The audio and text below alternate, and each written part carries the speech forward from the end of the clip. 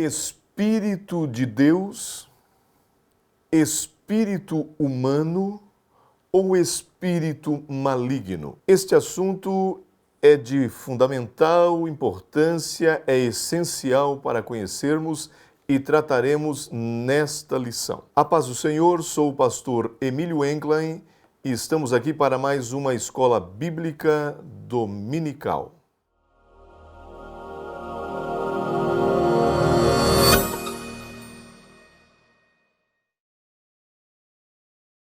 A lição de número 10 tem como o título Provai se os Espíritos são de Deus.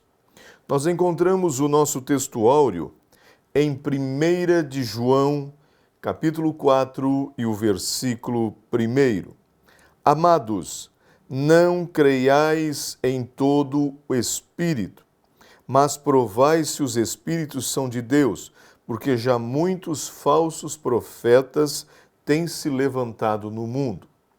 A verdade prática inserida na lição diz o seguinte: através dos dons espirituais, a igreja discerne os espíritos enganadores. É importante que o professor leia e valorize cada aluno. Se conseguir colocar na tela, num PowerPoint, você pode colocar e fazer com que os alunos leiam juntos ou então cada um fazendo assim sucessivamente. Nossa leitura bíblica em classe encontra-se em Neemias, capítulo 6, do versículo 10 ao 14, depois na primeira carta de Paulo aos Tessalonicenses, capítulo 5, versículo 20 e 21, e encerra com 1 Coríntios 14 e 29. Vamos então introduzir nossa lição e nós queremos tratar desse assunto tão importante. Estudamos na lição passada que a luta que nós enfrentamos não é contra carne e sangue, mas contra potestades, contra principados, isto é, nossa luta é de ordem espiritual. A lição desta semana vai mostrar que as artimanhas do inimigo vai além do que aquilo que pensamos. Ele tenta de todas as formas, as estratégias não param e elas se repetem ao longo dos anos. E isso sempre vai acontecer. Aí alguém pergunta, por que existem falsos profetas? Porque existe o verdadeiro. A partir do momento que existe o verdadeiro, vai surgir os falsos. Assim é com o dinheiro, assim é com programas de computação e outras coisas. Vai existir. Neste caso, os profetas e falsos profetas que surgiram no tempo de Neemias servem também de alerta para nós. Eles procuram se infiltrar no meio do povo de Deus para enganar. Precisamos de discernimento espiritual. Vamos para o tópico de número 1.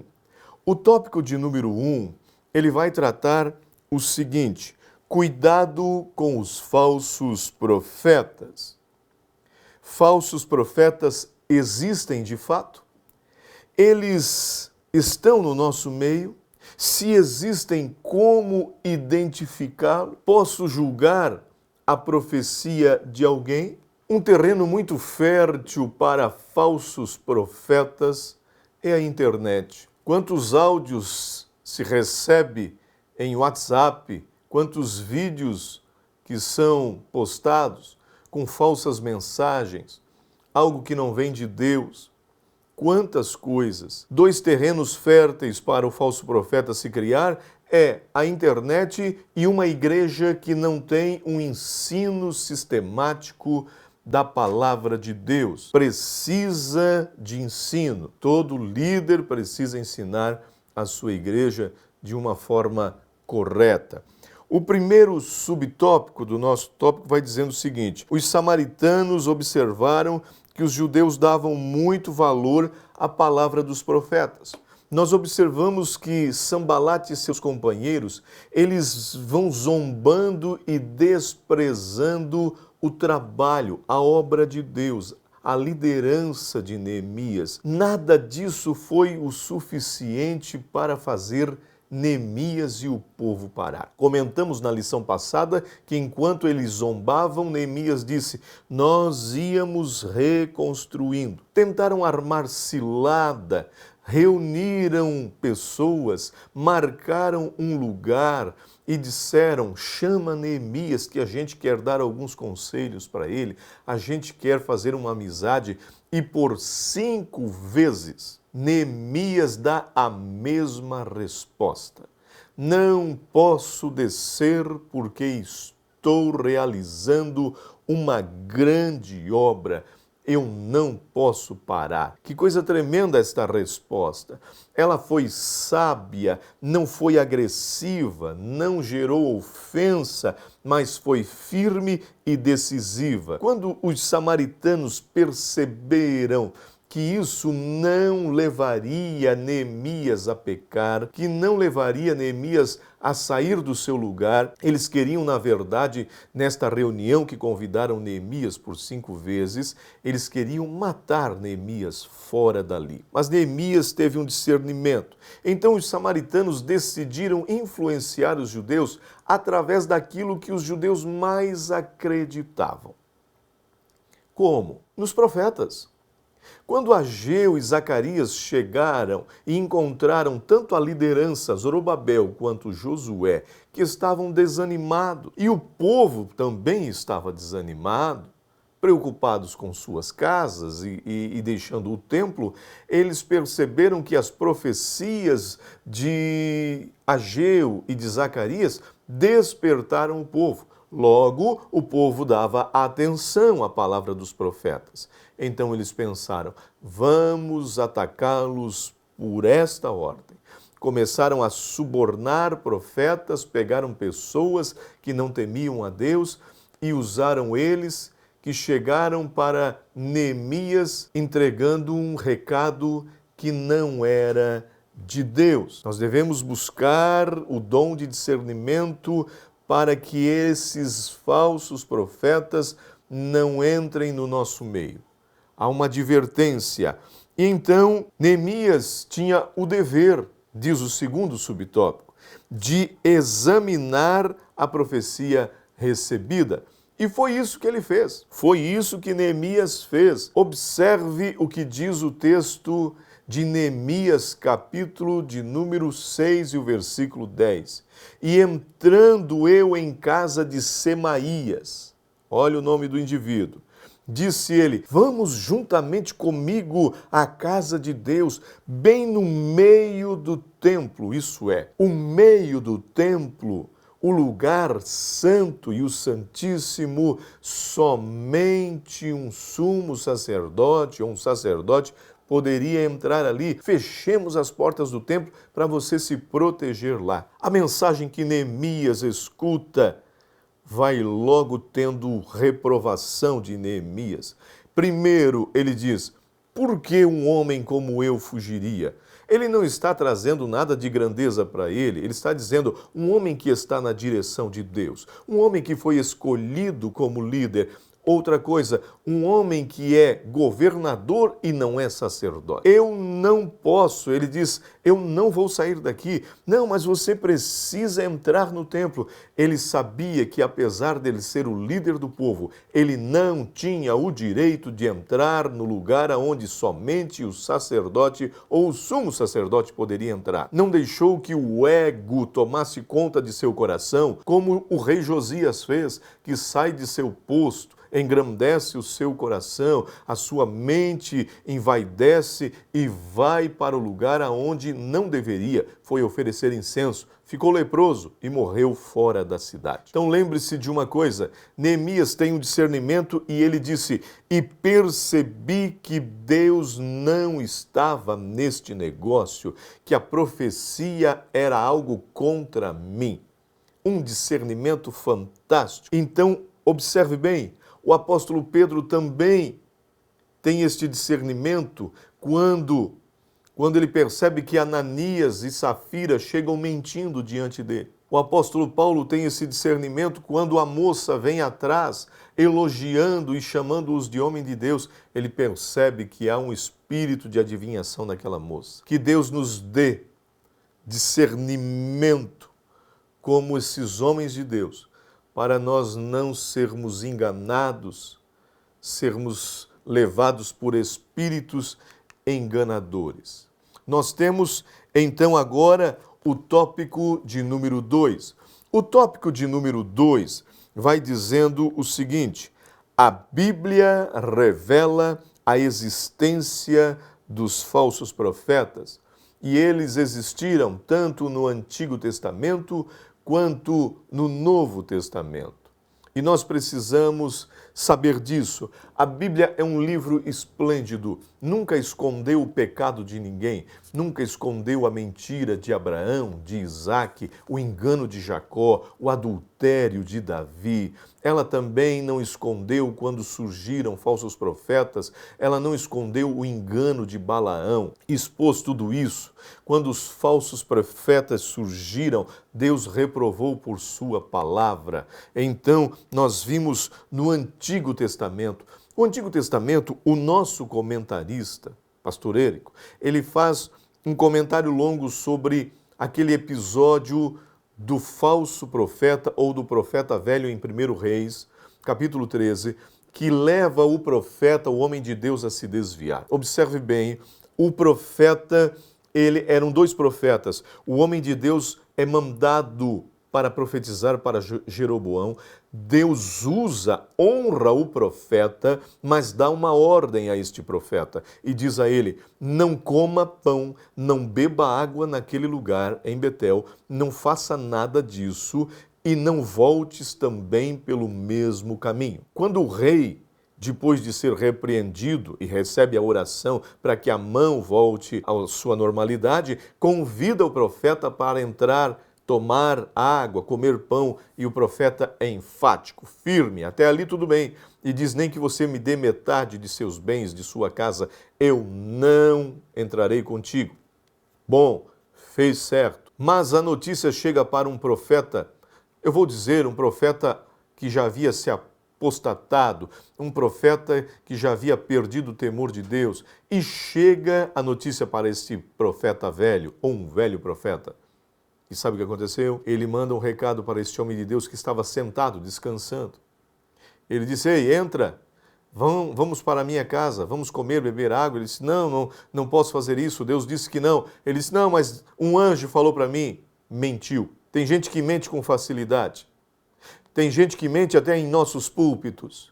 Tem gente que mente dando testemunhos que não são verdadeiros, dizendo que Deus falou e não foi Deus quem falou. E eu falo isso com a autoridade de Deus.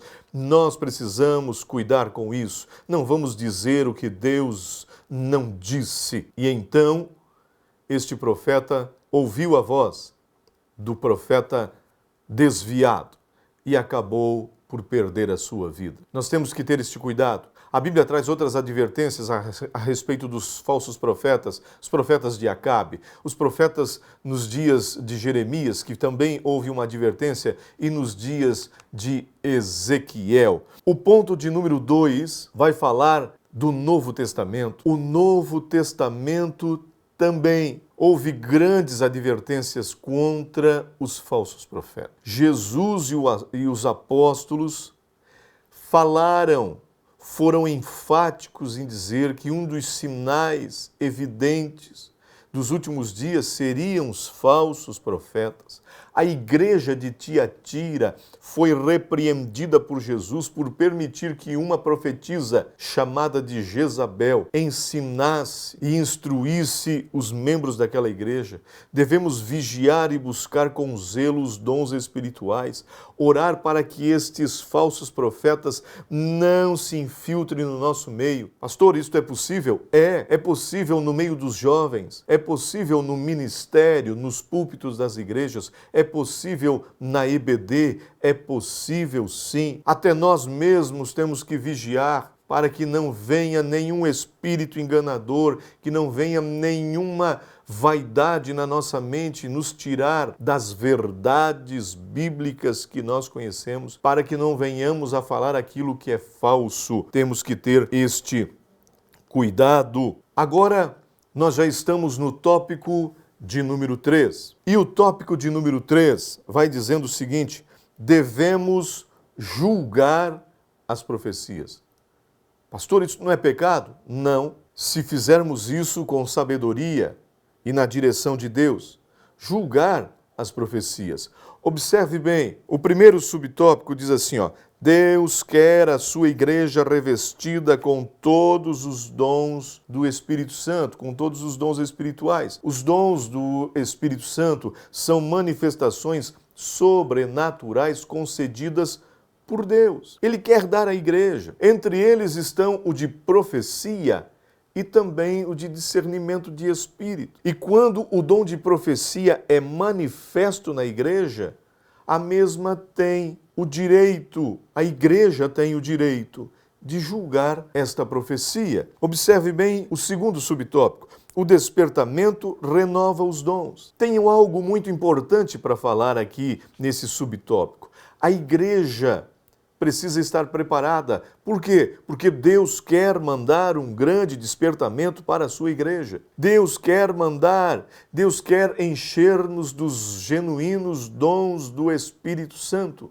Mas para isso a igreja precisa estar preparada para receber esses dons e saber usar. Senão será como vinho novo em odres velhos, como disse Jesus. Por que Jesus condena isso? Ele diz que não dá para deitar vinho novo em odres velhos, porque o vinho vai fermentar, vai trabalhar e os odres não resistirão e o vinho vai se perder. O que eu quero dizer com isso é que a força do avivamento que vem sobre a igreja é tão grande que se ela não for renovada, instruída e souber ensinar e agir de forma correta com esses dons, poderá fazer de forma errada, equivocada. Nós precisamos entender que quando Deus mandar um grande avivamento, o vaso precisa de um renovo para receber o novo de Deus também para nós. Isso é importantíssimo. Nós já estamos no tópico de número 4. E o tópico de número 4 vai dizendo o seguinte, são perguntas que a gente vai respondendo. Por que devemos julgar as profecias? Se elas têm que ser julgadas, por quê? Primeiro subtópico, porque a palavra de Deus nos manda julgar. Paulo escreve em 1 Coríntios, capítulo 14, versículo 29, ele diz o seguinte, e falem 2 ou 3 profetas, e os outros julguem. Não julga o profeta, julga a profecia. Observe bem, devemos examinar as manifestações espirituais que surgem no nosso meio. O que disse João? Ele diz, amados, não creiais, está no nosso textuário, está ali, não creiais em todo o Espírito, provai para ver se são de Deus. Isso é importante. Por isso devemos julgar. Por que devemos julgar as profecias? Porque pode haver um conhecimento prévio dos fatos. Como isso? Olha só, por isso devemos julgar, não devemos desprezar. Não devemos desprezar aqueles que Deus usa, aqueles que Deus quer usar, mas precisamos observar uma coisa. A profecia ou o dom é completo e perfeito, porém o vaso é falho. E isso pode acontecer. O vaso é de barro, mesmo que a mensagem venha de Deus. Podemos observar isso, tá? Às vezes nós somos sujeitos a falhas.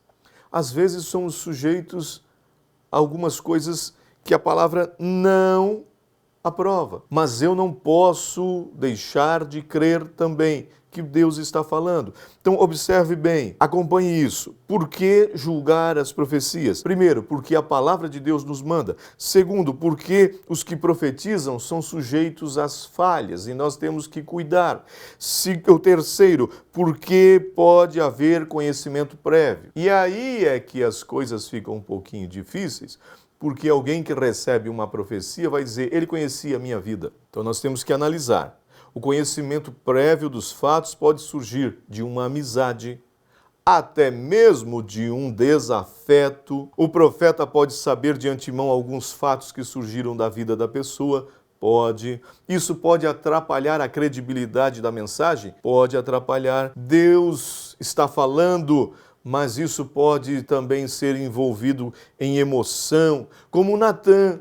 Natã olha para Davi e diz, Isso mesmo. Você tem vontade de construir o templo porque a arca de Deus está em tenda e você habita em casa de cedro? Pode construir que Deus é contigo. Natan vai para casa e Deus diz para Natan: quem mandou você falar? Eu não mandei você falar. Não é ele. Davi tem sangue nas mãos, é um homem guerreiro.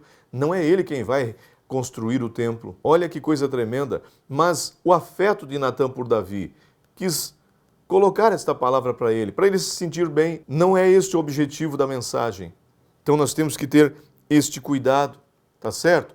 O ponto, ou melhor dizendo, o subtópico 4, por que devemos julgar as profecias? Porque existe a possibilidade de que o profeta, ao anunciar, esteja sendo influenciado por um espírito maligno. Pode haver uma influência maligna, e este é o pior de todos. Essa questão ela é muito séria. A maioria das seitas heréticas foram criadas desta forma.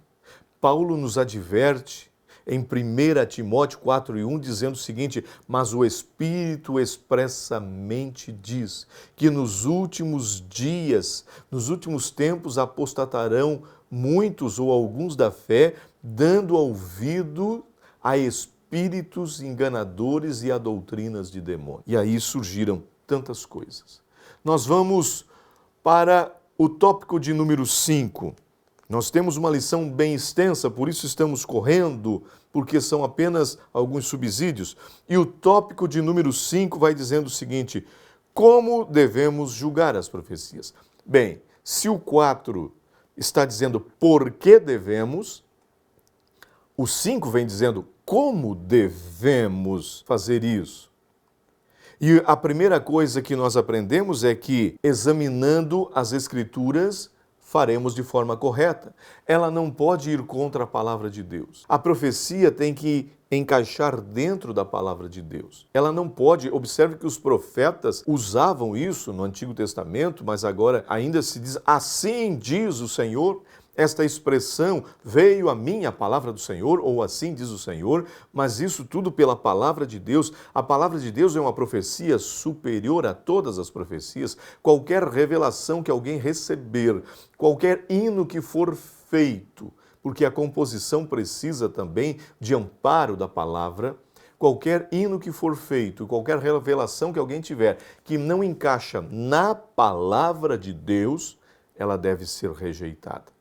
Observe o que Paulo escreve aos Gálatas, capítulo 1, versículo 8, dizendo o seguinte: ainda que nós mesmos, ou um anjo do céu, vos anuncie outro evangelho, rejeite, é maldição, é anátema. Vamos, o segundo subtópico está falando como devemos julgar.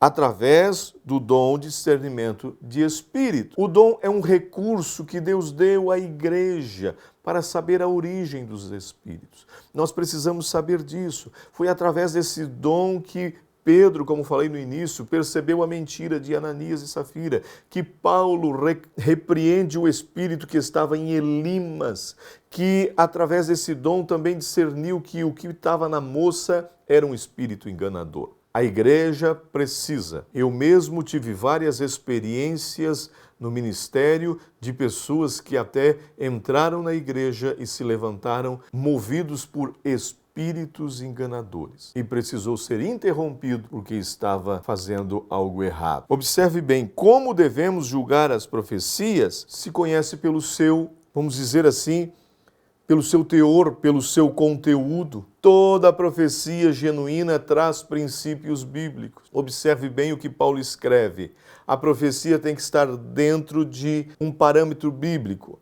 O que profetiza aos homens. Para quê, Paulo diz? Primeiro, para a edificação. Segundo, para a exortação. Terceiro, para a consolação.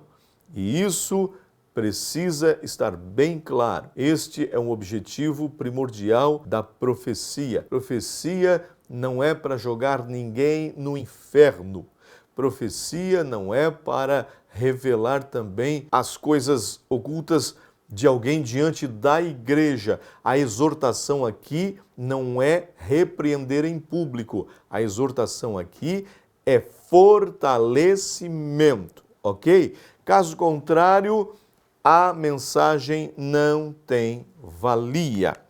Olha só, nós já estamos indo para a nossa conclusão. Vamos concluir então a nossa lição.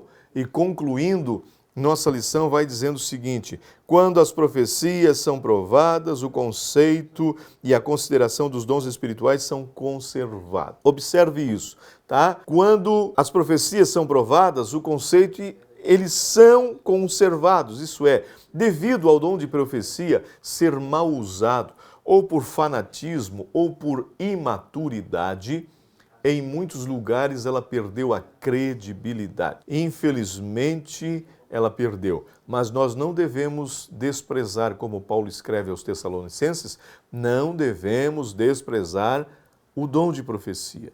Extinguir no nosso meio, não.